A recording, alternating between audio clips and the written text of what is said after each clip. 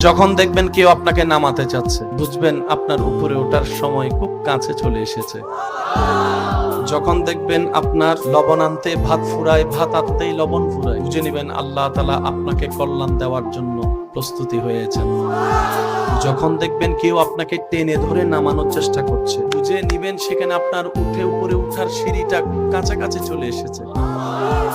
যখন দেখবেন আপনার মাথার থেকে অভিভাবক চলে যাচ্ছে, আপনার পাশ থেকে আপনরা চলে যাচ্ছে, আপনার হাত থেকে আপনরাই হাত ছেড়ে দিচ্ছে, আপনার পাশ থেকে বন্ধুরাই চলে যাচ্ছে, আপনার যেখান থেকে আসার কথা রাস্তা সব বন্ধ হয়ে যাচ্ছে, আপনার যাকে সাপোর্ট করা, আপনাকে যে সাপোর্ট করার কথা সেই সাপোর্ট বন্ধ করে দিয়েছে।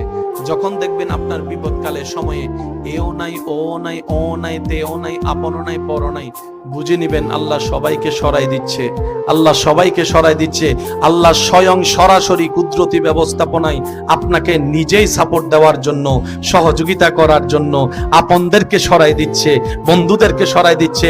রব বলে যে আমার বান্দাকে আমি আল্লাহ কুদরতি সাপোর্ট করব, তোদের কারো দরকার নাই, সবাই সরে যা।